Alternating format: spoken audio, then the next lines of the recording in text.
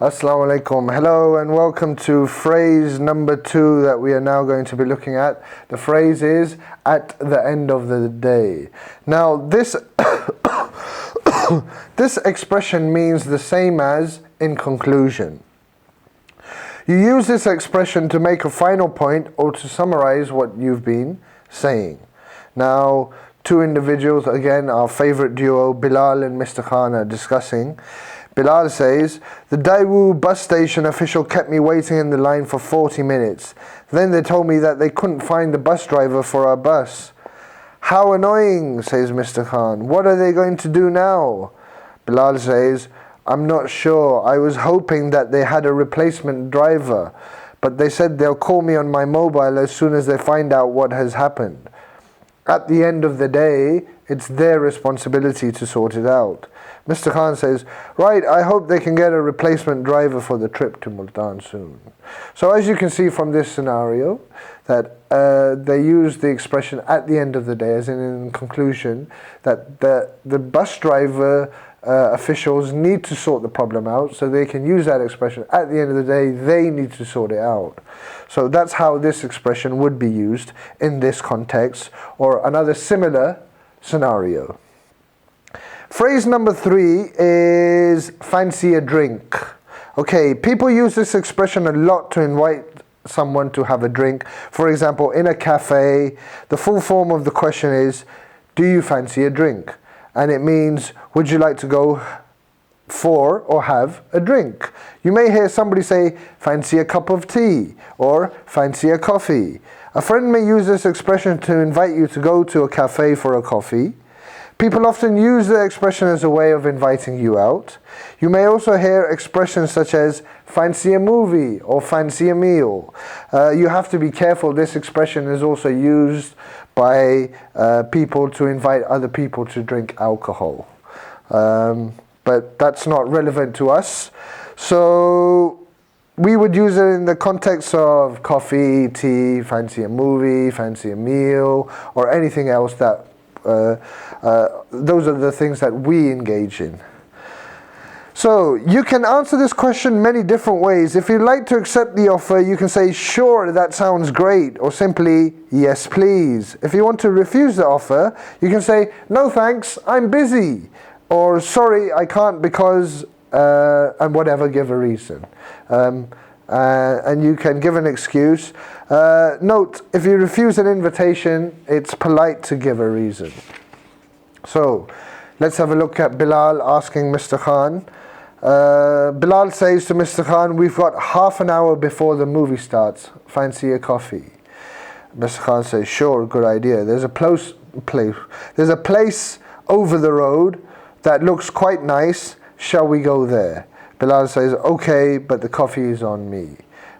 "It's on me" means I will pay for it. This is a very common expression in the UK.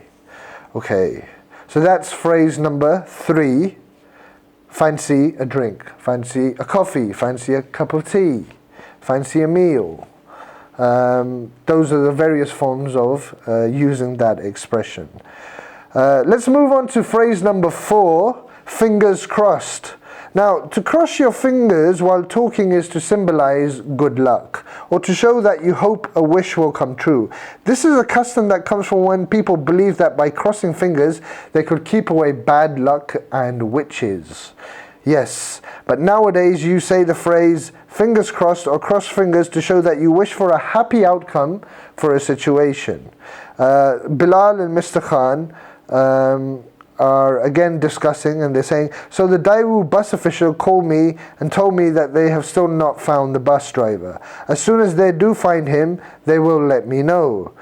Guess what? This morning I had another phone call." Mr. Khan says, "And what did they say?" Bilal says, "It turns out that the bus driver had mixed up the day he was on duty with his day off." Mr. Khan says, "Well, fingers crossed, your holiday has already been delayed." In this case, Mr. Khan is expressing his hope that the situation will end well by saying fingers crossed. He could also say fingers crossed that this gets sorted out quickly. But by simply using fingers crossed, it's clear that he's hoping for a happy ending to the situation they're discussing. Now, there's an important thing to say that I must let you know, and is that we normally, when we are in the context of speaking, we usually use the word inshallah, right? So this is a common phrase in the English language, fingers crossed. Normally when we want something for a good ending or a good outcome, we say inshallah. So I don't need to explain to you about inshallah, you know it better than I do. But in this is a common English expression that is used, fingers crossed, and that would be used. But I would highly recommend people to use the word inshallah, even when talking to other people in the English language.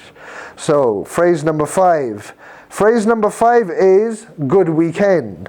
In informal situations, friends often use short forms of questions. If you'd like to ask a friend if he or she had a good weekend, you can simply say, good weekend. The full form of the question is, did you have a good weekend?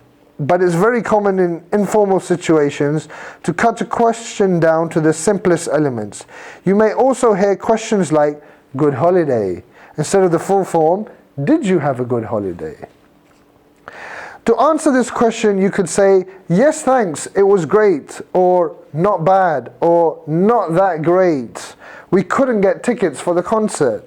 If you give a negative answer to a question like this, remember that you will have to give a brief reason for why your weekend wasn't that good. Let's have a look. Bilal says to Mr. Khan, good weekend. Mr. Khan says, not that great. I forgot that it was my wife's birthday, so she was furious. And that's it for common phrases in Module 1. We'll be looking at more phrases in the next module, but until then, that's it for us from now. The next section we'll be looking at will be grammar and various forms of grammar. We'll be going through about 5-6 different forms of grammar, and I hope you've enjoyed the lecture so far and I hope you've understood. If you haven't understood anything, you can always let me know by email at info@learnenglish.pk, or you can join me on a Skype one-to-one session when you are free. And also, don't forget to read through the notes again and re-see the video lectures as many times as you can to help you get through your understanding of the English language. Thanks.